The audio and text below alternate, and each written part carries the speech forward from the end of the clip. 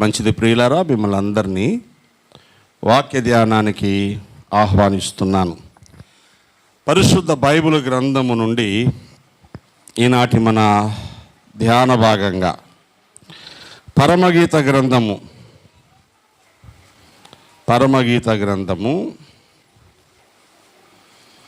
6వ అధ్యాయము 10వ వచనాన్ని మనం చదువుకుందాం.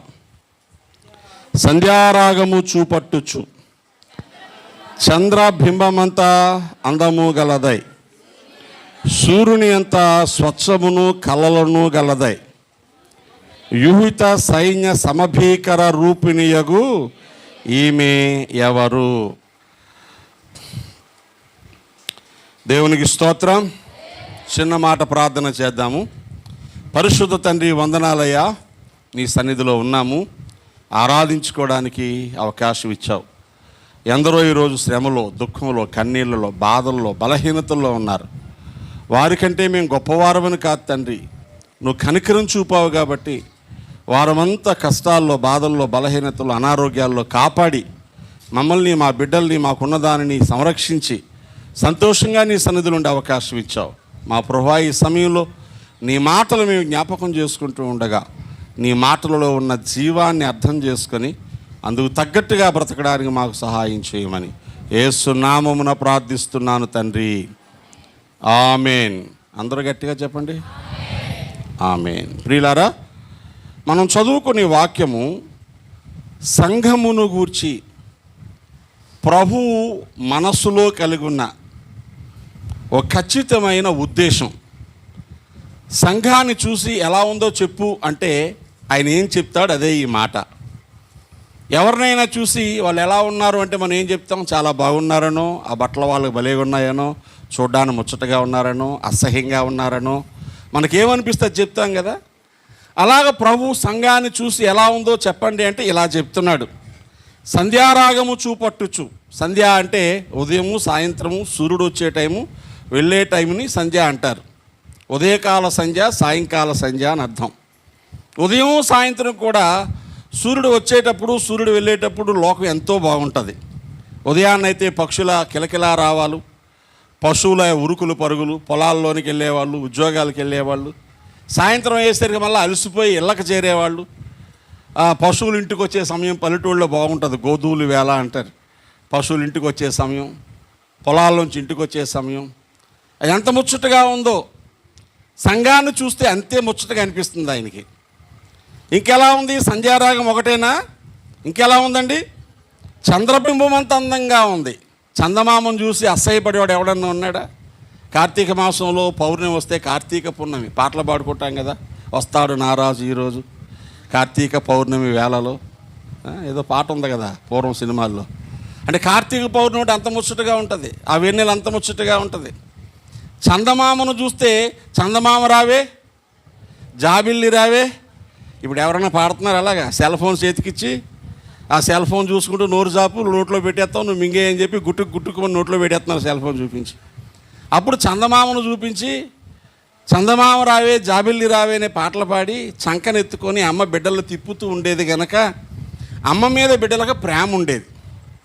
ఇప్పుడు పిల్లలకి సెల్ ఫోన్ మీదే ప్రేమ ఉంది, అమ్మ మీద ప్రేమ లేదు. అమ్మ ఒడి తెలీదు, అమ్మ చంక తెలీదు, అమ్మ అనురాగం తెలీదు, అమ్మ ఒళ్ళో పడుకుని వెచ్చదనం పిల్లలకి తెలీదు. బాయిలర్ కోడి పిల్లల్లా పెంచుతున్నారు. చందమామ అమ్మని బిడ్డల్ని కలిపేటాయి అద్భుతమైనటువంటి ఆ బంధం. కవులకు కావ్యాలు చందమామను చూసే ప్రేరేపించబడి రాసి కావ్యకన్యకల ముఖము చందమామతో పోల్చేవారు. ఆ ముఖము చంద్రబింబం అంతా అందము గలది అని తెలుగులో ఉంటుంది. మీకు అర్థమైతే చందమామలాగా అందం, సూర్యుని ఎంత స్వచ్ఛము కళ, సూర్యుడు ఎంత తీక్షణంగా ఉంటాడో, మచ్చ కానీ, డాగులు కానీ, కలంకం కానీ, కల్మషం కానీ లేకుండా ఎంత పవిత్రంగా, పరిశుద్ధంగా ఉంటాడో సంఘం ఆయనకు అలా కనిపిస్తూ ఉంది. నేను ఆఖరి మాట చెప్తున్నాను, సంఘం టోటల్గా ఎలా కనిపిస్తుందంటే వ్యూహిత సైన్య సమభీకర రూపిణిలా కనిపిస్తుంది. దేవుని స్తోత్రం. వ్యూహము అంటే 6,000 మంది సైన్యం. వ్యూహం అంటే ఎంత? మనందరికంటే జాన్సన్ బాగా తెలుస్తుంది. బెటాలియన్ అంటారు. ఒక బెటాలియన్లో ఓ లెక్క ప్రకారం చూస్తే పూర్వకాల ప్రాచీన లెక్కల ప్రకారం 6,000 మంది ఉంటే ఒక బెటాలియన్, పెంటలూన్ అని పిలుస్తారు. ఒక బెటాలియనే తుపాకులు పట్టుకొని, బూట్లు వేసుకొని, టోపీలు పెట్టుకొని మార్చింగ్ చేస్తా వీధుల్లోంచి లెఫ్ట్ రైట్ వెళ్తా ఉంటే చూసేవాళ్ళు గుండెలు ఎలా ఉంటాయి? గుబేలు అంటాయండి. అందుకే ఎప్పుడైనా ఊర్లో అల్లర్లు అవుతున్నప్పుడు, గొడవలు అవుతున్నప్పుడు ఫస్ట్ పోలీస్ పికెటింగ్ అంటారు. పోలీసులు వచ్చి గుడారాలు వేసుకొని ఊర్లో మకాం పెడతారు. అది చూడగానే సగం మంది గుడి జారిపోద్ది. అప్పటికి ఇంకా అక్కడ ఎవరైనా అల్లర్లు చేస్తూ ఉంటే పొద్దున్న సాయంత్రం పోలీసులు ఏం చేస్తారు? ఒకసారి వీధుల్లో అలా లెఫ్ట్ రైట్ కొట్టుకొని తిరుగుతారు. అప్పటికీ ఆలకించకపోతే ఏం చేస్తారు? లాఠీ చార్జ్ చేస్తారు. అప్పటికీ ఆలకించకపోతే ఏం చేస్తారు? గ్యాస్ తుపాకులు పేలుస్తారు. అది పేలగానే అది పడిన చోట పగిలిపోయి గ్యాస్ అంతా వచ్చి ముక్కు కళ్ళు మండిపోయి పారిపోతారు. అప్పటికీ ఇంకా కదలకపోతే ఈ గంటల లారీ అంటాం, చూసారా దాన్ని? ఏది ఫైర్ ఇంజిన్ పట్టుకొచ్చి వాటర్ క్యానన్స్ అంటారు, నీళ్లు కొట్టే జనాలు చెదరగొడతారు. అప్పటికి ఇంకా కర్రలో కత్తులు పట్టుకుని మీదకి వస్తే అప్పుడు ఒకసారి గాలిలోకి కాలుస్తారు. అప్పుడు కూడా ఇంకా మీదకి వస్తే కాళ్ళకు కాలుస్తారు. ఇంత ఉంది. అసలు ఇంత దాకా ఎందుకు? ఒక 100 మంది పోలీసులు వీధుల్లో కానీ తిరిగారా? మళ్ళీ ఇంట్లోంచి బయటకు వస్తూ మనం దేవుని స్తోత్రంగా హల్లెలూయా. అర్థమవుతుందా? ఇప్పుడు సంఘం ఆయనకి ఎలా కనిపిస్తుంది మీరు చెప్పండి? వ్యూహము తీర్చిన సైన్యములాగా కనబడుతుంది. దేవునికి స్తోత్రం. సింపుల్గా చెప్తే యుద్ధానికి సిద్ధమైన సైన్యములా కనబడుతుంది. ఎవరు చెప్పండి? సంఘం అంటే ఎవరు? నేనే. యేసునందు విశ్వాసముంచి మారు మనసు పొంది బాప్తిసం పొంది నీటిలో మునిగి ఓసారి ఏడ్చి ఆ తర్వాత బతికంతా పాస్టర్ గారు నేర్పిస్తారు, చూసారా? అదే సంఘం. దేవునికి స్తోత్రం కలిగిన గాక హల్లెలూయా. ఏది సంఘం? మునిగిదాకా ఆలేడిస్తారు. మునిగిన తర్వాత మేము ఆడాలి. ఇంకా ఎందుకు మునిగి మళ్ళీ అట్నుంచి అట్టే పోతారు కదా. నాయన ఆడు బాప్తిసం తీసుకున్నాడు, నాయన ఆడు గుడికి రావట్లేదు, నాయన ఆదివారం కనబడితే గొప్పలాగా ఉంది, నాయన మధ్యలో ఏమైపోతున్నారో తెలియదు, నాయన ఏ కష్టం వెళ్ళి మీదకి వస్తుందో తెలియదు, నాయన నాకైతే బెంగేసేస్తుంది, ఆయన రోజు ఏడుస్తూ ఉంటాను కదా. ఈ మహానుభావులు అందరూ ఏం చేస్తున్నారు ఇప్పుడు? వ్యూహాలు తీర్చి మరి ఏడిపిస్తున్నారు. దేవుని స్తోత్రం కలిగిన ఎలాగా? కానీ సంఘం ఎలా ఉండాలని కోరుకుంటున్నారు? వ్యూహిత సైన్య సమభీకర రూపిణిలాగా. జాగ్రత్త వినండి. ఆయనకు మనం అలా కనబడాలంటే మన దగ్గర 4 లక్షణాలు ఖచ్చితంగా ఉండి తీరాలి. దేవునికి స్తోత్రం. 4 లక్షణాలు మన దగ్గర ఉన్నప్పుడు మనము వ్యూహము తీర్చిన సైన్యములాగా యేసయ్యకు కనిపిస్తాం. హల్లెలూయా. గట్టిగా చెప్పండి. సంఘము అనగానే ఎవరు? మరలా చెప్పాలి, గట్టిగా చెప్పండి, పర్లేదు. నువ్వే, నేను కాదా? సంఘం అంటే ఎవరండి? నేనే, మీరు కాదా? సంఘం అంటే ఎవరు? మనమే. ఎవరండి? అందరూ కలుపుకుంటే మనమే అని చెప్పాలి. ఒంటరిగా చెప్తే ఎవరని చెప్పాలి? నేనే. పక్కోడి సంగతి మనకు తెలియదు. అప్పుడు ఈ సంఘములో సైన్యములాగా కనబడాలంటే యేసుక్రీస్తు ప్రభు ఈ లక్షణాలు ఉండి తీరాలని కోరుకున్నారు. దేవునికి స్తోత్రం కలుగును గాక. హల్లెలూయా. అందులో మొదటి లక్షణం ఏంటో తెలుసా? పాపము నుండి పశ్చాత్తాపాన్ని కలిగి మారు మనసు పొంది ఎప్పటికప్పుడు దేవునితో పరిశుద్ధ జీవితాన్ని జీవించగలిగేటువంటి ప్రాయశ్చిత్తము చేసుకునే గుణం ఉండాలి. దేవుని స్తోత్రం కలిగిన గాక. ద నేచర్ ఆఫ్ అటోన్మెంట్ అంటారు. ప్రాయశ్చిత్తము చేసుకునే గుణము, పరిహరించుకునే గుణం. 32వ కీర్తన మొదటి వచనం చదవండి. 32వ కీర్తన మొదటి వచనం చదివితే ఈ మాటలు మనకు అర్థమవుతాయి. తన అతిక్రమములకు పరిహారము నొందినవాడు, పాపమునకు ప్రాయశ్చిత్తము నొందినవాడు ధన్యుడు. యెహోవా చేత నిర్దోషిగా ఎంచబడినవాడు, ఆత్మలో కపటము లేనివాడు. గట్టిగా స్తోత్రం చెప్పండి. సంఘానుకున్న మొదటి లక్షణం ఏంటి? నీకు నీ దేవునికి మధ్య పాపం అనేది రాకుండా జాగ్రత్త పడాలి. మొట్టమొదట యేసు రక్తములో కడగబడి పాపిని ప్రభువా అని అడిగి పశ్చాత్తాపడి సంఘముగా మారాం. ఆయన నామములో విశ్వాసముంచి సంఘంగా మారాం. ఏ పాపమైతే దేవుణ్ణి మనకు దూరం చేసిందో మరలా అదే పాపము మనలోనికి చేరకుండా చూసుకోవాలి. దేవుని స్తోత్రం కలిగిన కాక. మీకు అర్థమయ్యేలా చెప్పనా? ఇళ్ళు బూజులు ఎప్పుడెప్పుడు దులపాలి? మీరు చెప్పాలి. బూజులు ఎప్పుడెప్పుడు దులుపుతారు? సంక్రాంతికా? ఏ సంక్రాంతికి, బి క్రిస్మస్కి, సి వీలున్నప్పుడల్లా, డి బూజు కనబడినప్పుడల్లా. ఎంత బాగా చెప్పేశారో, 4 గంట. ఉంటే ఉండేలే, మొన్నే కదా దులుపా, మళ్ళీ సంక్రాంతి దులుపుదాం అనుకుంటారా? కనబడినప్పుడల్లా దులుపుతారా? విశేషంగా ఇంట్లో చిన్నపిల్లలు ఉన్నవాళ్ళు, కాస్తో కోస్తో ఆయాసం సంతోషంగా లోపల నుంచి బయటకు వచ్చేస్తున్న వాళ్ళు ఎప్పుడు బూజు కనబడితే అప్పుడు దులిపేసుకోవాలా. ఏం దయారత్నం? దులపకుండా ఉంటే ఆయాసం వచ్చేస్తూ ఉంటుంది. ఎందుకని? బూజులు కనబడగానే దులిపేయాలి. బూజు మంచిది కాదు. అందుకు బూజు కనబడినప్పుడల్లా మనం దాన్ని ఎలాగ దుల్లగొట్టుకునే ప్రయత్నం చేస్తాము. బ్రతుకులో చెడుతనము, పాపము ఏ రూపంలో ఉన్నా, what form of sin it may be, అలాగ దొంగతనం చేసామా, ఇలాగ దోపిడీలు చేసామా, అలాగ మనుషులు చంపేశామా, అయ్యే పాపాలు కాదండి. పక్కోళ్ళు చూసి ఓర్చుకోలేకపోవడం పాపమే. నేను మొదటి రోజు వాక్యం చెప్పాను, నోరు కంట్రోల్లో లేకుండా మాట్లాడడము పాపమే. అర్థమవుతుందా? చెయ్యకూడని వాటిని, అవి చెడ్డవైనా మంచివైనా చేయడము పాపమే. చెయ్యాల్సిన వాటిని, మంచి వాటిని చేయకపోతే పాపమే. దేవుని స్తోత్రం చెప్పండి. నేను ఎందుకు మిమ్మల్ని తిట్టాను అనుకుంటున్నారు? ప్రకటించిన తర్వాత అందరూ రావాలి, రావడం మంచిది, రాకపోతే మంచిదని చేయలేదు, అదేంటి చెప్పండి? ఇప్పుడు పాపమే. మేలైనది చేయనెరుగియు అలాగూ చేయని వానికి పాపము కలుగును. భక్తులు చేసే పాపాలు ఇవన్నీ ఏంటి? పాపులు చేసే పాపాలు కొన్ని, భక్తులు చేసే పాపాలు కొన్ని. మంచి చేయకపోవడం కూడా పాపమే. ఇవాళ ఉదయం ఎంతమంది కనీసం పావు గంట ఇంట్లో ప్రార్థన చేసుకున్నారు? చేయి పైకి ఎత్తని, పర్లేదు చూద్దాం. కెమెరా మిమ్మల్ని చూడదులే. ప్రార్థన కూడా అలాగే. బయటికి వెళ్తే ప్రార్థన చేసుకోవాలి, లోపలికి వస్తే ప్రార్థన చేసుకోవాలి, కూర్చుంటే ప్రార్థన చేసుకోవాలి, బిడ్డలు బయటికి వెళ్తే ప్రార్థన చేసుకోవాలి, ఏదైనా అవసరం వస్తే ప్రార్థన చేసుకోవాలి, వార్త వినబడితే ప్రార్థన చేసుకోవాలి. ఏదో చెడ్డ వార్త వినబడింది మనకి, ఎవరికో బాగోలేదని వెంటనే పారిపోకూడదు. ఒక్క నిమిషం ఆగి ప్రార్థన చేయాలి. ప్రభువా, ఇలా విన్నాను తండ్రి, నేను ఏం చేయగలనయ్యా, నువ్వు తప్ప మాకు దిక్కేవరు తండ్రి, నేను వెళ్తే మాత్రం ఏం చేయగలను, నువ్వేదో సహాయం చేయమని ప్రార్థన చేసుకోవాలి. ఇలా అలవాటు తప్పకుండా చేసే ప్రార్థనలు ఏమవుతాయి తెలుసా? వాళ్ళకి ఆరోగ్యంగా మార్చేస్తాయి. దేవుని స్తోత్రం కలిగిన గాక. కుదిరితే ఎప్పుడైనా మోకరించి ప్రార్థన చేద్దాం, లేదా కూర్చొని నడుస్తా అంటే ప్రార్థన వారికి ఊపిరిగా మారిపోతుంది. దేవునికి స్తోత్రం. అంటే అర్థం ఏంటి? ఎప్పటికప్పుడు పశ్చాత్తాపడుతున్నారు, ప్రాయశ్చిత్తం చేసుకుంటున్నారు, తప్పును సరి చేసుకుంటున్నారు, బూజును మురుకును దొల్లగొట్టుకున్నట్టు వారి జీవితాన్ని బాగు చేసుకుంటున్నారు. ఇది సంఘమునకు ఉండాల్సిన మొదటి లక్షణం. పాపమునకు అప్పుడు దేవుడు కూడా చూస్తాడు. ఏమంటాడు? అబ్బాయి వీడు చాలా కాన్షియస్గా ఉన్నాడు, చెడుతనానికి దూరంగా ఉన్నాడు, మీద ఏది పడినా వెంటనే దులుపుకుంటున్నాడు, మనసులోకి ఏమీ రాకుండా జాగ్రత్త పడుతున్నాడు, కాబట్టి వీడు నిర్దోషి అని ఎంచుతాడు. దేవునికి స్తోత్రం కలిగినాయి కాక. కాబట్టి మొదటి లక్షణం ఏంటి? ప్రాయశ్చిత్తము చేసుకునే గుణము. రెండవ లక్షణం ఏంటో తెలుసా? మనం ప్రాయశ్చిత్తము చేసుకొని దేవునితో సంబంధాన్ని కొనసాగిస్తూనే మన మీదకు వచ్చే శత్రువులను చంపడానికి సిద్ధంగా ఉండాలి. దేవుని స్తోత్రం కలిగిన గాక. ఏం చేయాలి? శత్రువును చంపడానికి సిద్ధంగా ఉండాలి.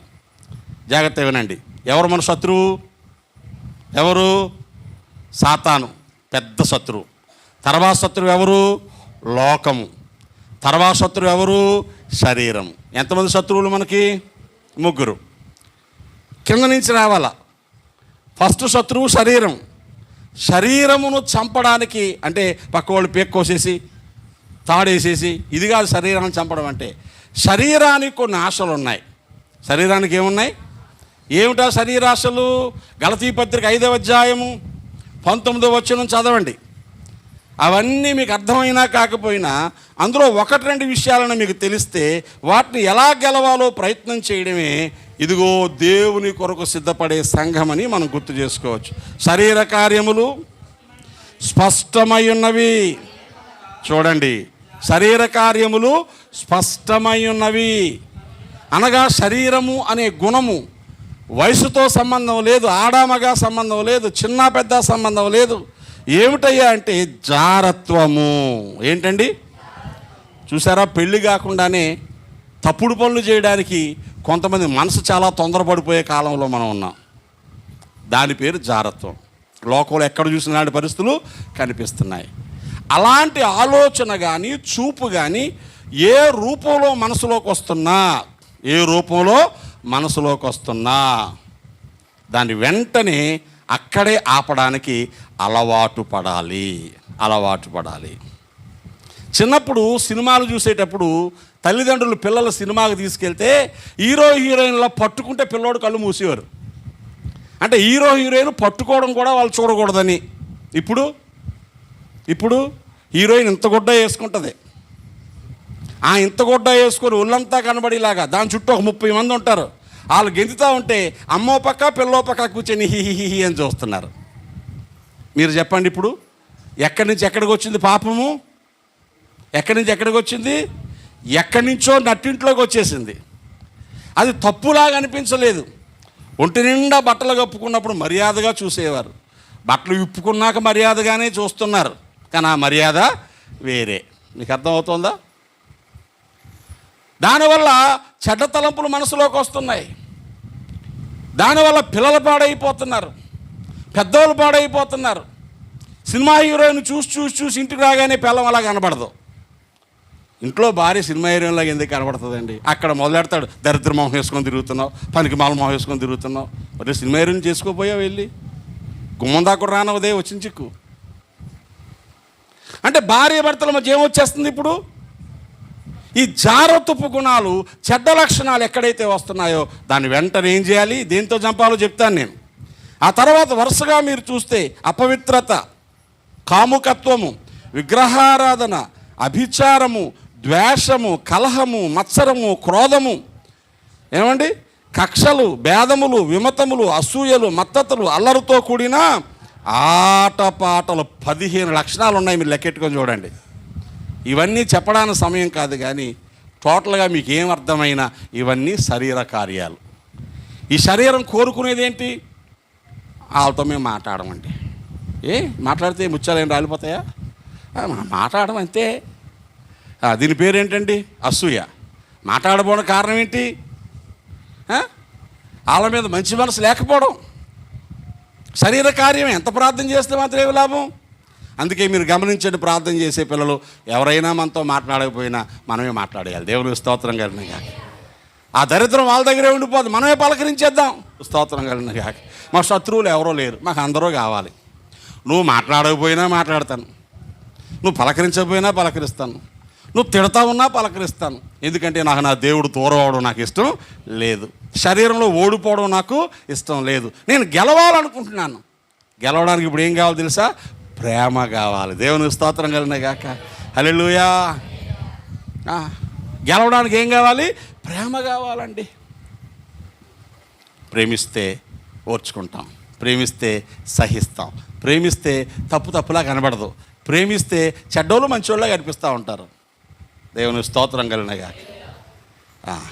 కాబట్టి శత్రువును చంపడానికి శరీరం. ఇక లోకములో ఉన్నదంతా ఏంటి? శరీరాశ, నేత్రాశ, జీవపుడంబం, అహంకారం. అది కావాలా, ఇది కావాలనుకుని తాపత్రయం ఉంటుంది తెలుసా? అన్నీ కావాలండి. ఏదొద్దు మీకు చెప్పండి చూద్దాం. అన్నీ కావాలా వద్దా? మాట్లాడరేవండి.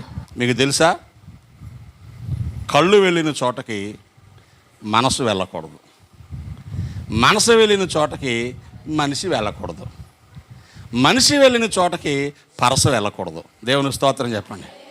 అప్పుడు బ్రతుకు బాగుంటుంది. హల్లెలూయా.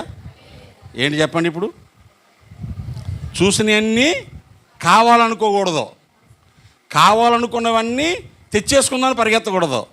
పరిగెత్తావు, పర్సు పట్టుకుండా వెళ్ళు. పరిగెత్తి కొట్టుకెళ్ళిపో, పర్సు మర్చిపోయి వెళ్ళు. అంతే. చూస్తావు, అనుకుని వెనక్కి వచ్చేస్తావు. అదే పర్సు పట్టుకుని వెళ్ళేవరకు ఆ ఉద్రేకంలో ఏం చేస్తావు? కొనేస్తావు, సాలపోతే అప్పన్న చేసేస్తావు. ఆ తర్వాత ఉంటుంది ఇన్స్టాల్మెంట్ భేద. కాబట్టి దీన్ని గెలవాలంటే ఏం చేయాలి? ఈ జీవపు డంబం, ఈ శరీరాశ, నేత్రాశ గెలవడానికి నీ స్థితి ఏంటో నీకు అర్థము కావాలి. దేవునికి స్తోత్రం. నేనేమై ఉన్నానో నీ దయ వలనేనయ్యా, నేనేమై ఉన్నానో నీ దయ వలనేనయ్యా, నాకున్నవన్నీయు నీవిచ్చినవేనయ్యా, నాకున్నవన్నీయు నీవిచ్చినవేనయ్యా. హల్లెలూయా. మీ ఇంట్లో ఉన్నాయని ఆయన ఇచ్చినా? నా మాట మీకు అర్థమవుతుందా? మీ ఇంట్లో ఉన్నాయని ఆయన ఇచ్చినవేనా? నాయనకి ఇచ్చేయమంటే ఏం చేస్తావు ఇప్పుడు? అబ్బా ఆయన ఎక్కడిచ్చాడు, మేము తెచ్చుకున్నాం. దేవుని స్తోత్రం. చెప్పడం సులువేనండి. ఆయన ఇచ్చినవేంటే అర్థం అడిగి కొనుక్కున్నావా అని. నువ్వు కొనుక్కున్నాయని దేవుణ్ణి అడిగి కొనుక్కున్నావా? దేవుని స్తోత్రం కలిగిన గాక. హల్లెలూయా. ఆయనకి ఇవ్వడం ఇష్టం లేకుండా కొనుక్కుంటే ఏమవుద్ది మీరు చెప్పాలా? ఆయనకి ఇష్టం లేకుండా ఏం తెచ్చుకున్నా కష్టాలు వస్తాయి. ఇది అర్థమైతే ఏం చేస్తాం? 4 రోజులు ఆగుతాం. దేవుని స్తోత్రం కలిగిన గాక. సంఘము సైన్యములాగా కనబడాలంటే శత్రువును చంపగలిగే గుణం ఉండాలి. శరీరాన్ని చంపాలా, లోకాశలు చంపాలా, అప్పుడు సైతాన్ని చంపుతాం. దేవుని స్తోత్రం కలిగిన గాక. ఎప్పుడు చంపుతాం సైతాన్ని? లోకాశలు చంపినప్పుడు. మొదటిది తమకు తాము ప్రాయచిత్తము చేసుకోవాలి. రెండవది ఎప్పుడూ శత్రువును చంపడానికి సిద్ధంగా ఉండాలి. మూడవది ఏంటో తెలుసా? నశించిపోతున్న ప్రజల నిమిత్తమై బలులు అర్పించడానికి సిద్ధపడే సంఘంగా ఉండాలి. దేవుని స్తోత్రం కలిగిన గాక. హల్లెలూయా. ఎవరి కోసం? ఆల్రెడీ లోకంలో అనేక మంది పాపంలోనికి వెళ్ళిపోతున్నారు, అనేక మంది నరకానికి వెళ్ళిపోతున్నారు, అనేక మంది నాశనానికి వెళ్ళిపోతున్నారు. వారి కోసం నేను నాశనం అయిపోతాను, కానీ నా ప్రజలు రక్షించబడితే చాలు అని ఉపవాసం ఉండి రాజు దగ్గరికి వెళ్ళి బ్రతిమాలని ఇస్తేరుందో చూసారా? నేను నశించేదని 4:16 అంటది. నేను ఉపవాసం ఉంటాను, రాజు దగ్గరికి వెళ్ళడం అనేది వ్యతిరేకమైన వెళ్తాను, నేను నా ప్రజలను రక్షించుకుంటాను. దేవుని స్తోత్రం కలిగిన గాక. ఇప్పుడు మనం చేసే ప్రోగ్రాం అదే. హల్లెలూయా. అన్నదమ్ముల మధ్య ఐక్యత కావాలా? కుటుంబంలో సమాధానం కావాలా? బిడ్డలు బాగా ఉండాలా? ఆరోగ్యాలు కుదుటపరచబడాలా? అయితే మనం మధ్యలో దూరేయాలి. దేవుని స్తోత్రం కలిగిన గాక. ఇద్దరు కొట్టేసుకుంటున్నారనుకు విడిపించాలంటే ఏం చేయాలా? దూరంగా నిలబడి రే కొట్టుకోకండిరా, చేతులతో కొట్టుకోకండిరా, కర్రతో కొట్టుకోండిరా. దేంతోని? కొంతమంది ఇడిపించి ఒకటి చెయ్యొట్టేసుకుంటారు, ఒకటి చేతి కర్ర ఇచ్చేస్తూ ఉంటారు. చూసారా అటు గొడవలు? మీరు కొట్టడానికి వచ్చేవాడినేమో 2 చేతులు పట్టేసుకుంటారు, అవతల వచ్చి కొట్టేస్తూ ఉంటాడు. విడిపించాలంటే ఏం చేయాలా? ఇద్దరిని పట్టుకోవాలా, ఇద్దరిని దూరంగా నెట్టాలా, ఇద్దరు చేతుల్లోంచి కర్రలు తీసుకోవాలి. న్యాయంగా విడిపించేవాడికి ఇద్దరు కలిసి ఇచ్చేస్తూ ఉంటారు. దేవుని స్తోత్రం చెప్పండి. ఎప్పుడైనా మీరు అలా చూసారా?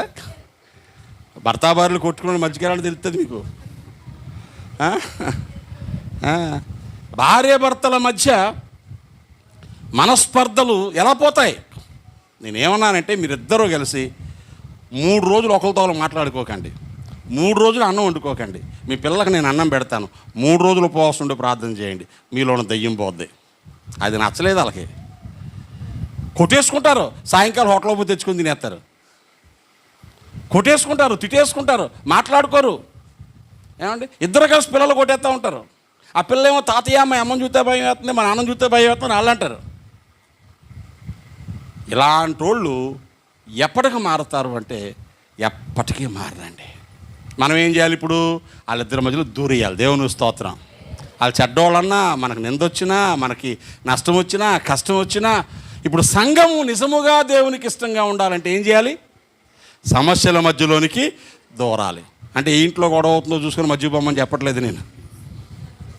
అర్థమవుతుందా? ఇదేదో కొత్త ప్రాజెక్ట్లా ఉంది. ఎవరు గొడవ ఆడుకుంటున్నారో చూసారు, మధ్యలో దూరేద్దాం అనుకున్నారు కనుక మీరు మందిరంలోకి వచ్చి మోకాళ్ళ మీద పడి వాళ్ళిద్దరు చేతులు పట్టుకొని ప్రార్థన చేయాలి. ప్రభువా, ఆ బిడ్డ మంచిదే, వీడు మంచోడే, వాళ్ళ బుద్ధిని అపవాది పాడు చేస్తున్నాడు, వాళ్ళ హృదయాలు తెరువునాయనని ఇక్కడ ప్రార్థన చేస్తే ఆ ప్రార్థన కొంచెం కష్టమేనండి. కానీ నువ్వు ఎలా ఉంటావో తెలుసా? దేవుని దృష్టికి అద్భుతమైన సైన్యంలా కనబడతావు. దేవుని స్తోత్రం కలిగిన గాక. ఏం ఆపుతున్నావు నువ్వు? ద్రోహాన్ని. ఏం ఆపుతున్నావు? నష్టాన్ని. ఏం ఆపుతున్నావు? పిల్లల భవిష్యత్తు పాడైపోకుండా ఆపుతున్నావు. వాళ్ళిద్దరూ కొట్టుకొని చచ్చిపోతున్నారు అనుకో, పిల్లలు ఎలా తయారవుతారండి? పాడైపోతారు కదా. ఈరోజు నువ్వు చేసే ప్రార్థన వాళ్ళిద్దరు బ్రతుకు మారిస్తే ఆ బిడ్డల జీవితాలు మార్చినోడు అవుతావు నువ్వు. దేవుని స్తోత్రం కలిగిన గాక. అందుకే సంఘము మూడవది విజ్ఞాపన ప్రార్థన చేయాలి. అందుకోసం అవసరమైతే పూట భోజనం మానేయాలి, 4 మాటలు బలంగా చెప్పే దైవజనులు పిలిపించుకుని వాక్యం వినాలి, మనతో ప్రార్థించే సేవకుడితో కలిసి ప్రార్థన చేయాలి, దానికోసం కొంత సమయాన్ని ఖర్చు పెట్టాలి, కొంత ధనాన్ని ఖర్చు పెట్టాలి, కొంత ఆరోగ్యాన్ని త్యాగం చేయాలి. అప్పుడు నువ్వు ఎలా కనబడతావు? దేవుని దృష్టిలో సైన్యములా కనబడతావు. దేవుని స్తోత్రం కలిగిన గాక. ఎలా అంటున్నాడు ఆయన? వ్యూహిత సైన్య సమభీకర రూపిణియగు ఈమె ఎవరు? 3 లక్షణాలు చెప్పాను. 1, ఎప్పటికప్పుడు నీ పాపమును చెడు గుణమును ప్రభువు దగ్గర ఒప్పుకోవాలి. 2, నీవేం చేయాలి? ఎప్పటికప్పుడు ప్రభువు సన్నిధిలో నీ పాపమును ఒప్పుకోవడం మాత్రమే కాదు, శత్రువును చంపగలిగే సామర్థ్యమును కలిగి ఉండాలి. ఎబిలిటీ టు కిల్ అనగా శరీరాన్ని, లోకాన్ని, అపవాదిని ఎదిరించడానికి పరిశుద్ధాత్మ వలన ప్రేమను హృదయం నిండా నింపుకోవాలి. ప్రేమ చేత తప్ప దేన్ని గెలవలేం. 3వది విజ్ఞాపన చేయటానికి. ఏమండి? ఇద్దరి మధ్య దూరిపోవడానికి, ఇద్దరి మధ్య ఉన్నట్టు సమస్యను పరిష్కరించడానికి, దేవునికి నరులకు మధ్యవర్తిత్వం చేయటానికి ఎస్తేరులాగా సిద్ధపడిపోవాలి. దేవునికి స్తోత్రం కలిగిన గాక. ఏ గుణాలు నీ జీవితంలోకి వస్తే, చదువు లేకపోవచ్చు, పెద్దగా చూడడానికి మనం ఏమంత కనబడకపోవచ్చు, కానీ దేవునికి ఎలా కనబడతాం? కొన్నిసార్లు మనుషులు కానం, మనం దేవుడికి ఆంతే చాలు. మన భాషలో చెప్తున్నాను, మనుషులు లెక్కల్లోకి రాక్కర్లా, దేవుడు దృష్టిస్తే చాలు మన జీవితాలు దీవెనకరంగా మారిపోతాయి. దేవునికి స్తోత్రం కలిగిన గాక. సంఘమా, నువ్వు అలా ఉంటే నాకు ఇష్టం అని ప్రభువు చెప్తున్నారు. భక్తి అంటే అదే. అవును ప్రభువా, ఎప్పటికప్పుడు నా బ్రతుకులో పాపాన్ని పరిహరించుకుంటాను, ఎప్పటికప్పుడు శత్రువును జయించడానికి కావలసిన ప్రేమను కలిగి బ్రతుకుతాను, ఎప్పటికప్పుడు నీకు నరులకు మధ్యవర్తిత్వం చేయడానికి విజ్ఞాపన చేస్తాను. ఈ 3 లక్షణాలు నీ జీవితంలో కలిగి ఉంటే నువ్వు ఎలా కనబడతావు? ఒక పెద్ద సైన్యంలా కనబడతావు. తన సైన్యాన్ని సంరక్షించని రాజు ఎక్కడుంటాడు? సైన్యాన్ని పోషించని రాజు ఎక్కడుంటాడు? దేవుని స్తోత్రం కలిగిన గాక. కాబట్టి సైన్యంగా మారిన వాడిని దేవుడు ఆశీర్వదిస్తాడు. ఆ స్థితిగతులు మన జీవితంలో రావాలని కోరుకుందాం. ప్రభు అలాంటి కృప మనకు అనుగ్రహించి నడిపించునుగాక. ఆమేన్. ప్రార్థన చేసుకుందాం. హృదయాలు తెరచి ప్రభు పాదాలు పట్టుకొని,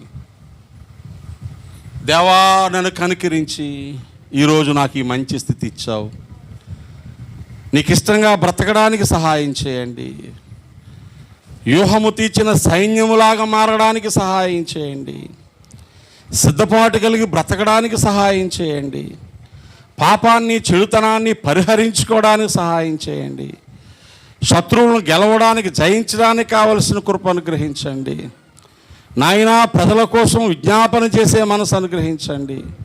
నేను నశించెదను అని రాజసముఖానికి ప్రవేశించిన ఎస్తేరు వంటి వానిగా చేయండి అని మనం ప్రార్థన చేసుకుందాం. ప్రభు పాదాలు పట్టుకొని, పరిశుద్ధుడైన తండ్రి, నీకు వందనాలు స్తోత్రాలు చెల్లిస్తున్నాను.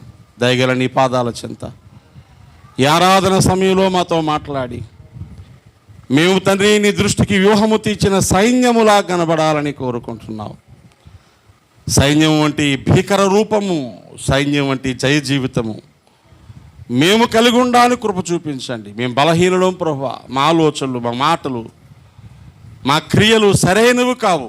ఎప్పటికప్పుడు శుద్ధి చేసుకొని మా చుట్టూ ఉండే శత్రు సమూహాలను గెలవడానికి కావలసిన ప్రేమను సొంతం చేసుకొని, మా కన్న తండ్రి ప్రజలు నీతో సమాధాన పడాలని, కీడు నుంచి తప్పించబడాలని, శ్రమ నుండి సమస్య నుంచి విడిపించబడాలని వారి కొరకు విజ్ఞాపన చేయడానికి కావలసినటువంటి మనోనిబ్బరాన్ని మాకు అనుగ్రహించమని వేడుకుంటున్నాం. ఈ మాటలు వింటున్న మాకు మేలుగా మార్చమని, ఈ సమయాన్ని దీవెనగా చేసినందుకు వందనాలు చెల్లిస్తూ యేసు పరిశుద్ధ నామమున ప్రార్థించి వేడుకుంటున్నాను తండ్రి. ఆమేన్, ఆమేన్. దేవుని కృప మనందరకు తోడై ఉండుగాక.